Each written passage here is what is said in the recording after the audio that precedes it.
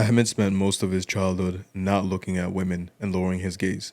Majority of the reason is his parents told him growing up that we're Muslim and Allah tells us to lower our gaze. They didn't really explain why. When he went to school, he got his ass beat many times by his parents when he came home.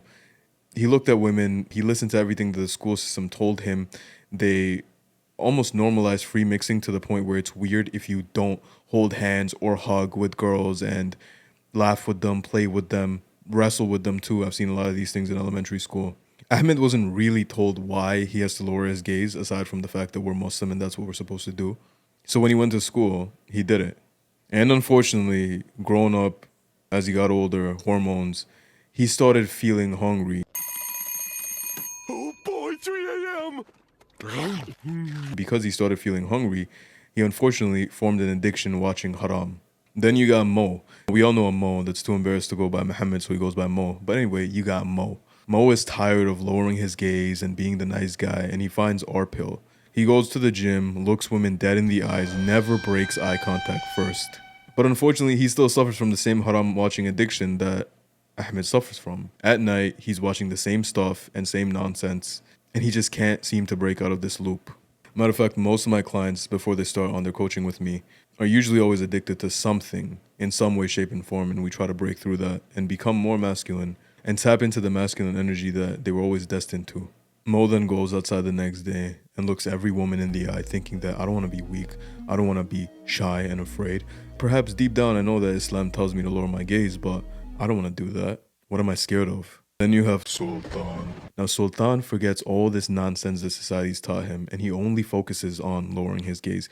He understands that perhaps as men, sometimes we might look, and that's why the first gaze is forgiven, but he fights that second gaze with his life.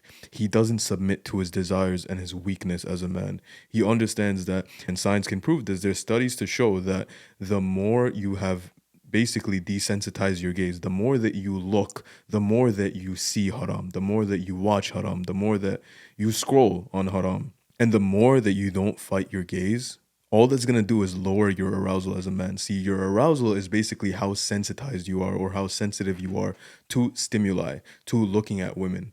And when you've overexposed and desensitized yourself to looking at things because you don't lower your gaze like Sultan, what you're inadvertently doing is leading to a path of sexual dysfunction. So the studies have proven that the more that you desensitize yourself, you lower your baseline arousal.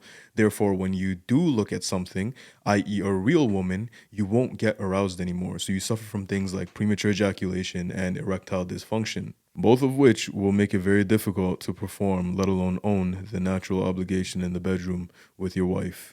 This is also associated with behaviors that significantly lower your testosterone, lowering your gaze and not looking at women, not watching haram. Number one, boost your discipline and dedication. Number two, it's an act of worship to ibadah with the right intention, so you're getting rewards for it and avoiding sins. Number three, you're increasing your baseline arousal. Number four, you're increasing your masculine energy and testosterone. Number five, when you do get with a woman, you will most likely not suffer from things like sexual arousal, flatlining, right, with your desensitization, and other hosts of diseases and conditions like premature ejaculation, erectile dysfunction, to the point where you have to take pills to just get it up and get with your woman. That is one of the biggest turnoffs, in my opinion, when you're about to perform with your wife and you got to tell her, all right, baby, take a step back. I got to go to the washroom. You grab some Viagra or Cialis or whatever you're going to get. We don't even know the long-term consequences of this. And then you come back.